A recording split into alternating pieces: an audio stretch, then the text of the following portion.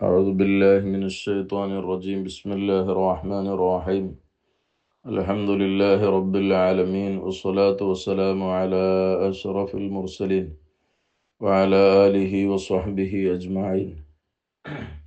الصلاة والسلام عليك يا سيدنا يا رسول الله. اللهم رب يسر ولا تعسر، رب زدنا علما وحلما وفهما وعقلا وأدبا وحفظا وورعا وإيمانا كاملا. رب تمم بالخير والسعادة، إنك على كل شيء قدير. اللهم اغفر لنا ولوالدينا ولمشايخنا ولأساتذتنا ولتلاميذنا ولأزواجنا ولأولادنا ولأحبابنا ولجميع أمة سيدنا محمد صلى الله عليه وسلم، لا سيما لمصنف هذا الكتاب ولجميع المصنفين والشارحين والمحشين من أهل السنة والجماعة. 14 number ഹദീസ്. ഹുർമത്തു ദമിൽ മുസ്ലിം, ഒരു വിശ്വാസിയുടെ രക്തത്തിൻ്റെ മഹത്വം, അതിനെക്കുറിച്ചാണ് നമ്മുടെ ഈ ഹദീസിൽ പറയുന്നത്. عن ابن مسعود رضي الله عنه قال قال رسول الله صلى الله عليه وسلم لا يحل دم امرئ مسلم يشهد أن لا إله إلا الله وأني رسول الله إلا بإحدى ثلاث: الثيب الزاني والنفس بالنفس والتارك لدينه المفارق للجماعة. റവാഹു البخاري ومسلم. ഈ ഹദീസ് റിപ്പോർട്ട് ചെയ്യുന്നത് മഹാനരായ ഇബ്നു മസ്ഊദ് റളിയല്ലാഹു അൻഹു. മഹാനവറുകളെ ഹദീസ് മുമ്പും വന്നിട്ടുണ്ട്, അപ്പോൾ അവരെക്കുറിച്ച് നമ്മൾ വിശദീകരിച്ചിട്ടുണ്ട്. മുത്തനബി സല്ലല്ലാഹു അലൈഹി വസല്ലമ തങ്ങൾക്ക് വളരെ ഇഷ്ടപ്പെട്ട ഒരു സ്വഹാബി, പ്രത്യേകിച്ച് അവിടുത്തെ ചെരുപ്പിന് സേവനം ചെയ്തിരുന്ന, ചെരുപ്പ് അലക്ഷ്യമായി കിടക്കാൻ സമ്മതിക്കാതെ പാദസേവ നടത്തിയിരുന്ന, വിശുദ്ധ ഖുർആൻ നബി സല്ലല്ലാഹു അലൈഹി വസല്ലമ തങ്ങൾ ഓതാൻ പറയുകയും സൂറത്തുൻ നിസാ മഹാനവറുകൾ ഓതുകയും എന്നിട്ട് മുത്തനബി സല്ലല്ലാഹു അലൈഹി വസല്ലമ തങ്ങൾ കരയുകയും നിർത്താൻ കഴിയാതെ അവസാനം ഓത്തു നിർത്താൻ പറയുകയും, ഇങ്ങനെ ഖുർആൻ അവതരിപ്പിക്കപ്പെട്ടതുപോലെ വശ്യമായ ശൈലിയിൽ ഖുർആൻ ഓതാൻ വലിയ കഴിവുള്ള, ബദറിന്റെ രണാങ്കണത്തിൽ വെച്ച് അബൂജഹലിനെ കൈകാര്യം ചെയ്ത, ഇങ്ങനെ മഹാന്മാരായ സ്വഹാബികളിൽ തിളങ്ങി നിന്ന ഒരു വ്യക്തിത്വമായിരുന്നു ബഹുമാനപ്പെട്ട സയ്യിദുന അബ്ദുല്ലാഹി ഇബ്നു മസ്ഊദ് റളിയല്ലാഹു അൻഹു. മഹാനവറുകൾ പറഞ്ഞു, ഖാല റസൂലുള്ളാഹി സ്വല്ലല്ലാഹു അലൈഹി വസല്ലം, മുത്തനബി സ്വല്ലല്ലാഹു അലൈഹി വസല്ലം തങ്ങൾ പറഞ്ഞിട്ടുണ്ട്, ലാ യഹില്ലു ദമു ഇംറിഇൻ മുസ്ലിമിൻ, ഒരു മുസ്ലിമായ മനുഷ്യന്റെ രക്തം അനുവദനീയമല്ല, അദ്ദേഹത്തിന്റെ രക്തം കുത്തിയൊലിപ്പിക്കാൻ പാടില്ല. എങ്ങനെയുള്ള മുസ്ലിം? യഷ്ഹദു, അദ്ദേഹം സാക്ഷ്യപ്പെടുത്തുന്നു, അല്ലാ ഇലാഹ ഇല്ലല്ലാഹ്, അല്ലാഹു അല്ലാതെ ഇലാഹില്ലെന്ന കാര്യം, വ അന്നി റസൂലുള്ളാഹ്, ഞാൻ അള്ളാഹുവിൻ്റെ ദൂതരാണ് എന്ന കാര്യവും. അപ്പൊ ഷഹാദത്ത് കലിമ അംഗീകരിച്ച, പ്രഖ്യാപിച്ച ഒരു മുസ്ലിമായ ആളുടെ രക്തം അത് അനുവദനീയമല്ല, അത് എടുക്കാൻ പാടില്ല. ഇല്ലാ ബി ഇഹ്ദാ സലാസി, 3 കാര്യങ്ങളിൽ നിന്നുള്ള ഒന്നുകൊണ്ടല്ലാതെ. അപ്പൊ ഒരു മുസ്ലിമായ മനുഷ്യനെ കൊല്ലാൻ പാടില്ല. എന്നിട്ട് 3 ആളുകളെ അതിൽ നിന്ന് ഇസ്തിസ്ന ചെയ്യുകയാണ്, ഒഴിവാക്കുകയാണ്. ഒന്ന് അസ്സയ്യിബു സാനി, സാനി മുഹ്സിൻ ആരാന്ന് പറയാം. രണ്ടാമത്തത് വൻ നഫ്സു ബിൻ നഫ്സി, ഖിസാസ് എടുക്കുക. ഒരാളെ ഒരു നഫ്സിനെ കൊന്നതിന് പകരം മറ്റൊരു നഫ്സിനെ കൊല്ലുക, നമ്മൾ ഖിസാസ് എന്ന് പറയാറുണ്ടല്ലോ. മൂന്നാമത്തത് വത്താരിഖു ലിദീനിഹി, തൻ്റെ മതത്തെ ഉപേക്ഷിച്ചു പോയവൻ. അൽ മുഫാരിഖു ലിൽ ജമാഅത്തി, മുസ്ലിം ജമാഅത്തിനോട് വേർപെട്ടവനായ, തൻ്റെ മതത്തെ ഉപേക്ഷിച്ചവൻ, അതായത് മുർത്തദ്. ഈ ഒരു 3 കാരണം ഉണ്ടായാലൊഴികെ വിശ്വാസിയുടെ രക്തത്തിന് വലിയ മൂല്യമുണ്ട്, അതിന് വലിയ വിലയുണ്ട്. അതിനർത്ഥം മറ്റുള്ളവരുടെ രക്തത്തിന് ഒരു വിലയുമില്ല, അവരെ കൊല്ലാം എന്നല്ല. ഇവിടെ ഒരു മുസ്ലിമിൻ്റെ നിയമമാണ് ഇവിടെ പറയുന്നത്. അപ്പോൾ നബി സല്ലല്ലാഹു അലൈഹി വസല്ലമ തങ്ങൾ പറയാണ്, ഈ പറഞ്ഞ 3 വൻ പാപങ്ങളിൽ നിന്നുള്ള ഏതെങ്കിലും ഒന്ന് ഉണ്ടായാലല്ലാതെ ഒരു വിശ്വാസിയെ കൊല്ലാൻ പാടില്ല. ഈ പറഞ്ഞത് തന്നെ ഒരു മുസ്ലിമായ മനുഷ്യനെ കൊല്ലേണ്ടി വരുന്ന സാഹചര്യത്തിൽ, തക്കതായ ശിക്ഷ കൊടുക്കേണ്ടി വരുന്ന സാഹചര്യത്തിൽ സാധാരണക്കാരായ ആളുകൾ അത് ചെയ്യാൻ പാടില്ല. ഭരണാധികാരിയോ അദ്ദേഹം നിശ്ചയിക്കുന്ന ആളോ മാത്രമേ അത് ചെയ്യാൻ പാടുള്ളൂ. അതിനാദ്യം ഇസ്ലാമിക ഭരണകൂടം വേണം, എന്നിട്ട് ഭരണാധികാരി അതിന് ഉത്തരവിടണം. അതിന് ഇപ്പറഞ്ഞ കാരണങ്ങളിൽപ്പെട്ട ഏതെങ്കിലും ഒരു കാരണം അതിൽ ഉണ്ടാവുകയും വേണം. അല്ലാതെ സാധാരണക്കാരായ ആളുകൾക്ക് തോന്നിയ വിധത്തിൽ ഈ ഒരു നിയമം നടപ്പിലാക്കാൻ പാടില്ല. ഇതിൽ നിന്ന് ഒരാളെ അകാരണമായി രക്തമൊലിപ്പിക്കരുത്, അയാളെ കൊന്നുകളയരുത് എന്നതാണ് ഇതിൽ നിന്ന് മനസ്സിലാക്കേണ്ടത്. അങ്ങനെ വരുന്ന സാഹചര്യത്തിൽ, ചെയ്യേണ്ടി വരുന്ന സാഹചര്യത്തിൽ ആ ഭരണാധികാരിയുടെ തീരുമാനപ്രകാരം അദ്ദേഹം നിശ്ചയിക്കുന്ന ആളാണ് അത് കൈകാര്യം ചെയ്യുക. അപ്പോൾ ഒന്നാമത്തെ കാര്യം എന്താണെന്ന് നമുക്ക് നോക്കാം. ഒന്നാമത്തത് അസ്സയ്യിബുസ്സാനി. അസ്സയ്യിബ് എന്ന് പറഞ്ഞാൽ ബിക്കറല്ലാത്ത ആള്, അതായത് വിവാഹിതനായ ആള്. അപ്പോ വ്യഭിചാരത്തിൽ ഏർപ്പെടുന്ന അന്യ സ്ത്രീയുമായി, അന്യപുരുഷനുമായി വ്യഭിചാരത്തിൽ ഏർപ്പെടുന്ന ആള് വിവാഹിതനാണെങ്കിൽ അയാളെക്കുറിച്ച് സയ്യിബ് എന്ന് പറയും. അപ്പൊ സയ്യിബ് എന്നുള്ളത് ഇവിടെ ആണിനും പെണ്ണിനും പ്രയോഗിക്കും. അപ്പൊ ഒരാള് വിവാഹം കഴിഞ്ഞു, അദ്ദേഹത്തിൻ്റെ വൈകാരികമായ താല്പര്യങ്ങൾ തീർക്കാൻ ഇണ അവിടെ ഉണ്ടായിരിക്കെ അന്യ ഒരാളുമായി ഹറാമായ വിധത്തിൽ സിന നടത്തുന്ന ആള്, അയാളെ കൊല്ലാനുള്ള ഉത്തരവ് ഇടാവുന്നതാണ്.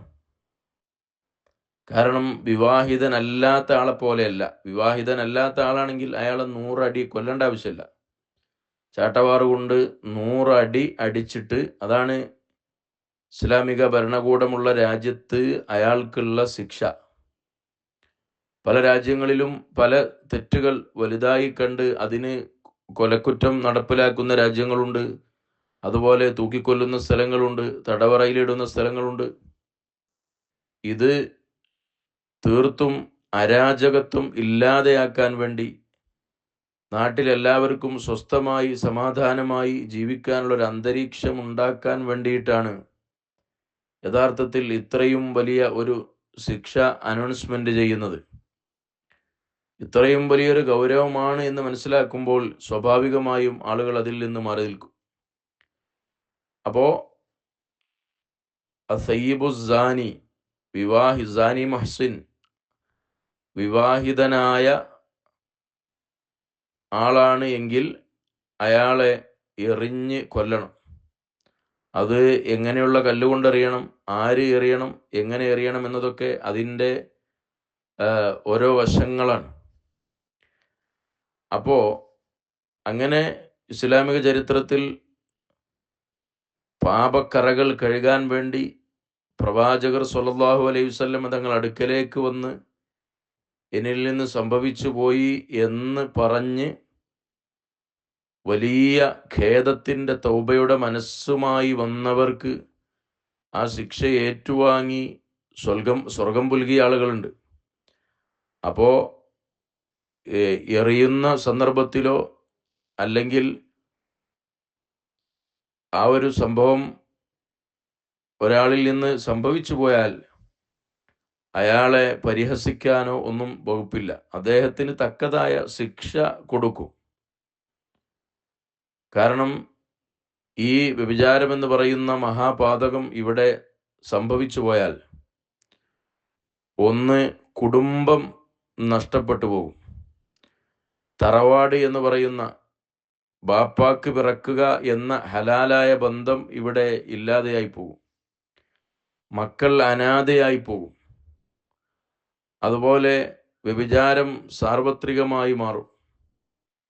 ഈ വലിയ ദുരന്തത്തെ തടുക്കാൻ വേണ്ടിയിട്ടാണ് ഒരു മുസ്ലിമായ മനുഷ്യനിൽ നിന്ന് അങ്ങനെ സംഭവിച്ചു കഴിഞ്ഞാൽ അവനെ എറിഞ്ഞുകൊല്ലണം എന്ന നിയമം കൊണ്ടുവന്നത്.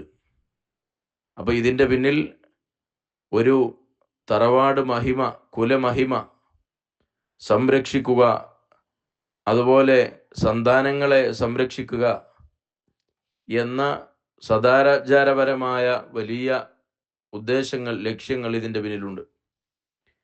രണ്ടാമത്തത് വൻ നഫ്സു ബിൻ നഫ്സി, ഒരു നഫ്സിനു പകരം മറ്റൊരു നഫ്സിനെ കൊല്ലുക. ഒരാൾ അകാരണമായി ഹക്ക് കൂടാതെ മറ്റൊരാളെ കൊന്നുകഴിഞ്ഞാൽ ആ കൊന്ന ആളെ ഇദ്ദേഹത്തിൻ്റെ അവകാശികൾ, അവർക്ക് അദ്ദേഹത്തെ കൊല്ലാനുള്ള അവകാശമുണ്ട്.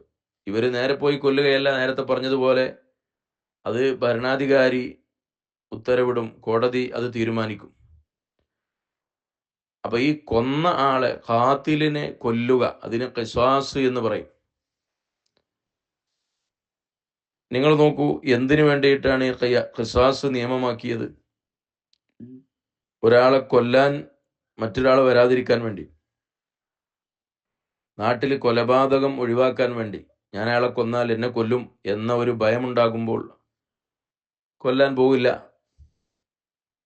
അപ്പോൾ ഒരു സമൂഹത്തെ കൊലപാതകം എന്ന് പറയുന്ന മഹാദുരന്തത്തിൽ നിന്ന് രക്ഷപ്പെടുത്താൻ വേണ്ടിയിട്ടാണ് ഇങ്ങനെ കൊന്നവനെ തിരിച്ചു കൊല്ലും എന്നൊരു നിയമം.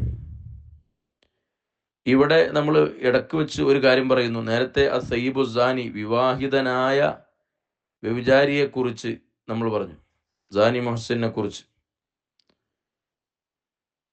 ഈ വ്യഭിചാരം എത്ര വലിയ പാതകമാണ്, എത്ര വലിയ ദുരന്തമാണ്, എത്ര മോശത്തരമാണ്.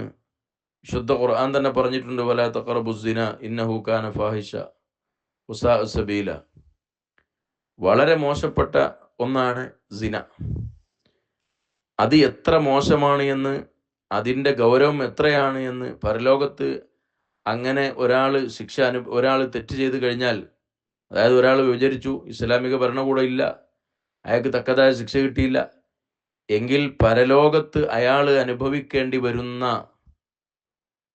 ശിക്ഷയുടെ ഗൗരവം ഹദീസുകളിൽ ധാരാളം വന്നിട്ടുണ്ട്. നമ്മൾ ഈ വായിച്ച ഹദീസ് വിശദീകരിക്കൽ മാത്രമാണ് നമ്മുടെ ലക്ഷ്യം. അതുകൊണ്ട് അങ്ങോട്ട് കിടക്കുന്നില്ല. അതിനെക്കുറിച്ച് കൂടുതൽ പഠിച്ചാൽ നമുക്കതിൻ്റെ ഗൗരവം മനസ്സിലാവും, എത്ര വലിയ പാതകമാണ് എന്നുള്ളത്. അപ്പോൾ ജീവിതത്തിൽ അങ്ങനെ ഒരു സംഭവം നമ്മളിൽ നിന്നുണ്ടാകാൻ പാടില്ല. കണ്ണുകൊണ്ട്, കൈകൊണ്ട് ഇങ്ങനെയൊക്കെ കണ്ണുകൊണ്ടുള്ള വ്യഭിചാരമാണ് നോട്ടം, അതുപോലെ കൈ കൊണ്ടുള്ള വ്യഭിചാരമാണ് സ്പർശനം. ഇങ്ങനെ ഒരു വിധത്തിലുമുള്ള സിന നമ്മളിൽ നിന്ന് സംഭവിക്കാൻ പാടില്ല. അല്ലാഹു തആല കാക്കുമാറാവട്ടെ. അവിടെ കാണാം, യഥാർത്ഥ വിശ്വാസിയായിക്കൊണ്ട് ഒരാൾക്ക് വിചരിക്കാൻ കഴിയില്ല. ആ സമയത്ത് അയാളെ ഈമാൻ മാറി നിൽക്കുകയാണ്. പിന്നീട് ആ പ്രവർത്തനം കഴിഞ്ഞതിന് ശേഷമാണ് ഈമാൻ അയാളിലേക്ക് വരുന്നത്. എന്ന് പറഞ്ഞാൽ ഒരു ഈമാനുള്ള ഒരാൾക്ക് ആ ഒരു വലിയ തോന്നിവാസം, തമ്മാടിത്തരം ചെയ്യാൻ കഴിയില്ല എന്നതാണ്. അപ്പോൾ എന്നതുപോലെ തന്നെയാണ് ഒരു മൻ ഖതല മുഅ്മിനൻ ഫകഅന്നമാ ഖതലൻ നാസ ജമിയ. മുഅ്മിനായ ഒരാളെ കൊന്നു കഴിഞ്ഞാൽ അയാൾ ജനങ്ങളെ മുഴുവൻ കൊന്നതുപോലെയാണ്. അപ്പോൾ നിങ്ങൾ നോക്കൂ, കൊലപാതകത്തിൻ്റെ ആ തെറ്റ് എത്ര വലുതാണെന്നും അതുകൊണ്ട് സമൂഹത്തിൽ ഉണ്ടാക്കുന്ന ദുരന്തം എത്ര വലുതാണെന്നും. അതിനു പുറമെ ഒരാളെ കൊന്നു കഴിഞ്ഞ ആൾക്ക് ഇയാളെ തിരിച്ചു കൊല്ലാമെന്ന് പറയുമ്പോൾ ഇയാളെ കൊല്ലൽ അനുവദനീയമാണ് എന്നാണ് പറയുന്നത്. അപ്പോൾ ഒരാളെ കൊല്ലാൻ അനുവദിക്കാൻ മാത്രം വലിയ തെറ്റാണ് ഈ വ്യഭിചാരവും കൊലപാതകവും എന്ന് ഈ ഹദീസിൽ നിന്ന് ഈ രണ്ട് തെറ്റിൻ്റെ ഗൗരവം നമ്മൾ മനസ്സിലാക്കണം. മൂന്നാമതായി വത്താരിഖു ലിദീനിഹിൽ മുഫാരിഖു ലിൽ ജമാഅ. മുസ്ലിം ജമാഅത്തിനോട്, സമൂഹത്തോട് വേർപെട്ട് വിയോജിച്ചവനായ, സ്വന്തം ദീനിനെ ഒഴിവാക്കിയവൻ. വത്താരിഖുലി ദീനി, സ്വന്തം ദീനിനെ ഒഴിവാക്കിയവൻ, അതിനെ തഅ്കീദ് ചെയ്യുന്ന, ശക്തിപ്പെടുത്തുന്ന സിഫത്താണ് അടുത്തത്, അൽ മുഫാരിഖു ലിൽ ജമാഅ എന്നത്. മുസ്ലിം ജമാഅത്തിനോട് വേർപെട്ടവൻ, ദീനിനെ വിട്ടേച്ചു പോയവൻ, അതായത് മുർത്തദ് എന്ന് പറയാം. ഒരാൾ മുർത്തദായി കഴിഞ്ഞാൽ എവിടെ സംഭവിക്കുന്നത്? മതപരമായ അരാജകത്വമാണ്. അപ്പോൾ ആദ്യം പറഞ്ഞത് വിചാരിയെ എറിഞ്ഞു കൊല്ലണമെന്ന് പറയാനുള്ള കാരണം അത് നമ്മുടെ നസബ്, കുടുംബത്തെ സംരക്ഷിക്കാൻ വേണ്ടിയിട്ടാണ്, ഹിഫ്ളുൻ നസബ്. രണ്ടാമത്തത് ഒരാൾ മറ്റൊരാളെ കൊല്ലാതിരിക്കാൻ വേണ്ടിയാണ് കൊന്നാൽ കൊല്ലുമെന്ന് പറയുന്നത്. അത് ഹിഫ്ളുൻ നഫ്സാണ്, നമ്മുടെ ശരീരത്തെ സംരക്ഷിക്കാൻ വേണ്ടിയിട്ടാണ്. എന്നാൽ നമ്മുടെ അഭിമാനത്തെക്കാളും നമ്മുടെ ശരീരത്തെക്കാളും ഏറ്റവും പ്രധാനപ്പെട്ടതാണ് നമ്മുടെ വിശ്വാസം. ആ വിശ്വാസത്തിന് ഒരു കേടും വരാതിരിക്കാൻ വേണ്ടിയിട്ടാണ് മൂന്നാമത്തത്. ദീനിനെ ഹിഫ്ള് ചെയ്യാൻ വേണ്ടിയിട്ടാണ്. മതഭ്രഷ്ടായവൻ, ഇസ്ലാമിൽ നിന്ന് പുറത്തുപോയവൻ, അവനെ വിളിച്ചു ഉപദേശിക്കണം, അവനോട് തൗബ ചെയ്യാൻ ആവശ്യപ്പെടണം. അതൊക്കെ ഖാദിയാർ, ഭരണാധികാരിയൊക്കെ ചെയ്യേണ്ടുന്ന കാര്യമാണ്. അത് ചെയ്തിട്ട് അവൻ ദീനിലേക്ക് മടങ്ങുന്നില്ലെങ്കിൽ അവൻ ഇസ്ലാമിനെ വെല്ലുവിളിച്ചവനും ഇസ്ലാമിൻ്റെ മുഖത്ത് കരിവാരി തേച്ചവനുമാണ്. അപ്പോൾ ഭരണാധികാരിക്ക് അതിന് ആക്ഷൻ എടുക്കാൻ അവസരമുണ്ട്. ഇവിടെ അത്താരിഖു ലിദീനിഹി എന്നാണല്ലോ. ഈ അത്താരിഖ് എന്ന് പറഞ്ഞാൽ ബുഖാരിയുടെ റിപ്പോർട്ടിലുള്ളത് അൽ മാരിഖു മിനദ്ദീൻ എന്നാണ്. മാരിഖ് എന്ന പദം മുറൂഖ് എന്നതിൽ നിന്നാണ് പോകുന്നത്. മുറൂഖ് എന്ന് പറഞ്ഞാൽ അൽ ഖുറൂജ്. അപ്പോൾ അൽ ഖാരിജു മിനദ്ദീൻ എന്നർത്ഥം, ദീനിൽ നിന്ന് പുറത്തു പോയവൻ. ദീന് എന്ന് പറഞ്ഞാൽ അൽ ഇസ്ലാം. അപ്പോൾ ഇസ്ലാമിൽ നിന്ന് പുറത്തു പോയവൻ എന്ന് പറഞ്ഞാൽ മുർത്തദ്.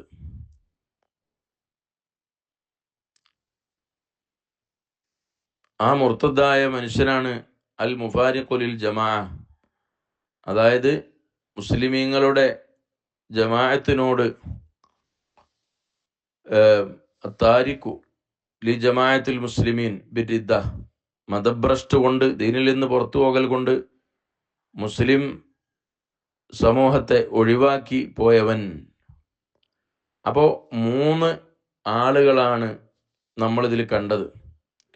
1 വിവാഹിതനായ വ്യഭിചാരി, 2 മറ്റൊരാളെ കൊന്നവൻ, 3 മുർത്തദ്. ഇവരുടെ മൂന്നാളുടെയും രക്തം ഹലാലാണ്. അതായത് ഭരണാധികാരിക്ക് അത് കൈകാര്യം ചെയ്യാനുള്ള അധികാരം ഇസ്ലാം കൊടുത്തിട്ടുണ്ട്. അത് അഭിമാനത്തിൻ്റെയും അതുപോലെ ശരീരത്തിൻ്റെയും മതത്തിൻ്റെയും ഒക്കെ സംരക്ഷണത്തിന് വേണ്ടിയുള്ള ഒരു വളരെ ഗൗരവമേറിയ നിയമമാണ്. ഈ കാര്യങ്ങളെ കൊണ്ടല്ലാതെ ഒരാളുടെ രക്തം ഹലാലാവുകയില്ല. ഈ ഹദീസ് ഇമാം ബുഖാരി റളിയല്ലാഹു അൻഹു, ഇമാം മുസ്ലിം റളിയല്ലാഹു അൻഹു ഉദ്ധരിച്ചതാണ്. അർബഈന ഹദീസയിൽ നമ്മൾ ഓതിയതും ഓതാനിരിക്കുന്നതുമായ ധാരാളം ഹദീസുകൾ ബുഖാരി മുസ്ലിമിലുള്ളതാണ്. ഓരോന്നും നമുക്ക് ഓരോ ഹദീസും മറ്റൊരു ഹദീസുമായി വലിയ ബന്ധമുണ്ട് എന്ന് മാത്രമല്ല, എല്ലാ മേഖലയിലും നമുക്ക് ആവശ്യമായി വരുന്ന കാര്യങ്ങൾ ഉൾപ്പെടുത്തിയിട്ടാണ് ഇമാമുൻ നവവി റളിയല്ലാഹു അൻഹു 40 ഹദീസ് ക്രോഡീകരിച്ചത്. ഒരു 40 ഹദീസ് എടുത്തുകൊണ്ട് കൊടുത്തതല്ല, നമ്മുടെ എല്ലാ മേഖലയും ടച്ച് ചെയ്യുന്ന 40 ഹദീസാണ്. അപ്പോൾ ഈ നിയമം ആര് നടപ്പിലാക്കണമെന്നുണ്ട്. ഇവിടെ എറിഞ്ഞു കൊല്ലാനും അതുപോലെ കൊല്ലാനുമൊക്കെ പറഞ്ഞത് ആര് നടപ്പിലാക്കണം എന്ന് നമ്മൾ പറഞ്ഞു. എന്തിനു വേണ്ടിയാണ് ഇങ്ങനെ ഒരു നിയമം കൊണ്ടുവന്നത് എന്നും പറഞ്ഞു. അതിനു പുറമെ ഈ 3 പാതകങ്ങളുടെ തെറ്റ്, ഈ പറഞ്ഞ ഒന്ന് റിദ്ദത്ത്, അതുപോലെ സിന, അതുപോലെ ഖത്ല്, കൊല്ലുക, ഈ 3 ഗൗരവം കിതാബുകളിൽ ഹദീസുകളിലൊക്കെ നിരന്നു കിടപ്പുണ്ട്. ഇതെല്ലാം ഈ ഹദീസിൽ നിന്ന് നമ്മൾ മനസ്സിലാക്കേണ്ടതും വായിച്ചെടുക്കേണ്ടതും ആണ്. അല്ലാഹു സുബ്ഹാനഹു വ തആല നമ്മൾ ഈ പറഞ്ഞത് നമ്മളിൽ നിന്ന് ഖബൂൽ ചെയ്യുമാറാവട്ടെ. ഈ വലിയ തെറ്റ് പോലത്തെ ധാരാളം തെറ്റുകൾ, വൻപാപങ്ങൾ 7 ഒന്നുമല്ല. അത് ഒറ്റ ഹദീസിൽ വന്നതുകൊണ്ട് അസ്സബുൽ മുബിഖാത്ത് എന്ന് പറഞ്ഞു എന്ന് മാത്രം.